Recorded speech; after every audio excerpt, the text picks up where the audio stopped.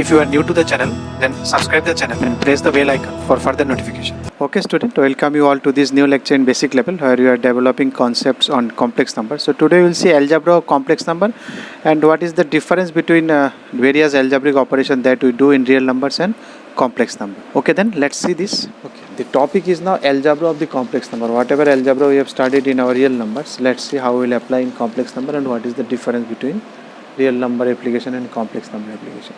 So if I take z11, z21 to represent two complex number, equality, these two will be equal.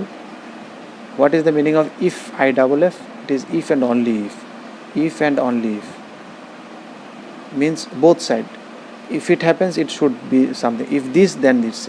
Both side you can go. If this happens, then this will occur. If this occur, then this will occur. So this will occur only if it is happening. If and only if means you can go both side. So if it is occurring, then you can this you can write. If this is occurring, then you can write. So you can go both way. Not just that if it occurs, then only you can write this. So you can come from that side also. If it is occurring, then also it is. You can write it. So that is the meaning of I double f, if and only if.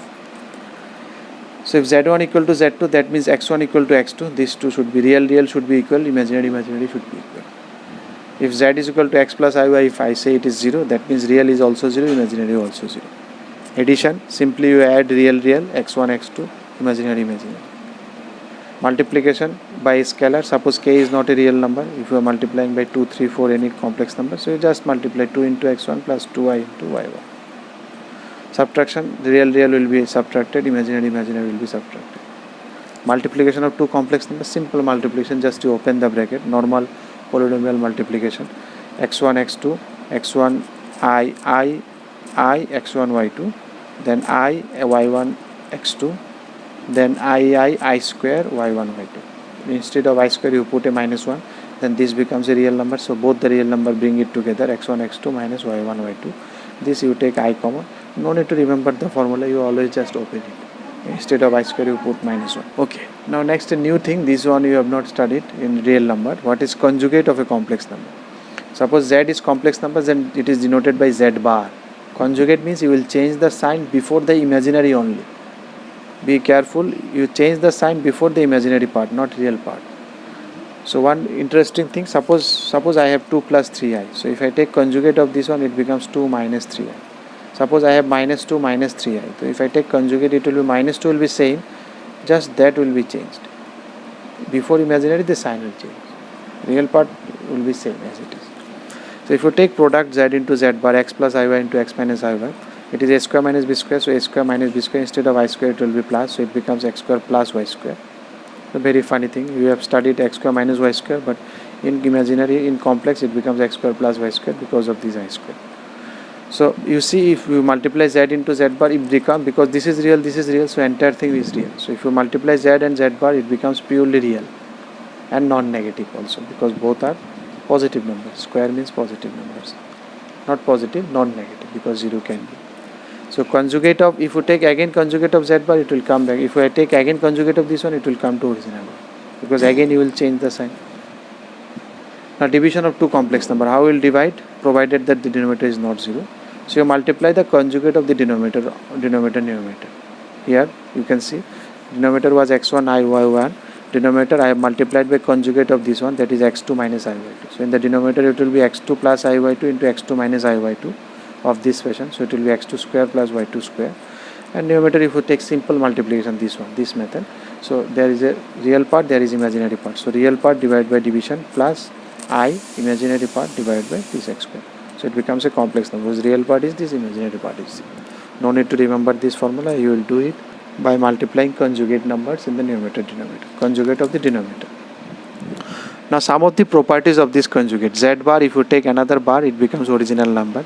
Z plus z bar, it is 2 real z, because if you add these two, imaginary will get cancelled, because the difference between these two is only imaginary sign. So if you add, this will get cancelled. So x plus x, 2x, so 2 into real z.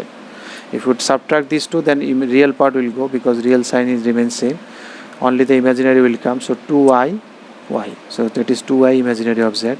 If you take z1 plus z2 then bar, which is simply z1 plus z2 bar, so you can split that bar. You can split that bar into two parts. So z bar is a very peculiar thing, you can split it.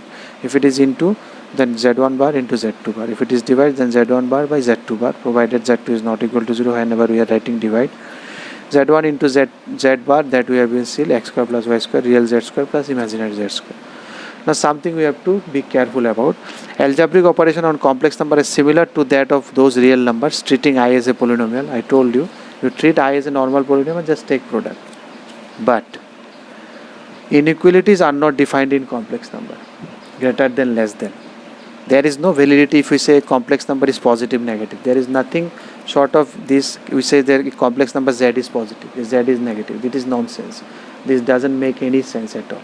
If I say 4 plus 2i is less than 2 plus 4i, it is meaningless. So this is not valid. This greater than, less than, these are not valid. These inequalities are not valid in complex number. You have to be very careful. You will never deal with such situation in complex number, or you will never write also this. In real number, a square plus b square equal to 0. What does it means? Both these should 0.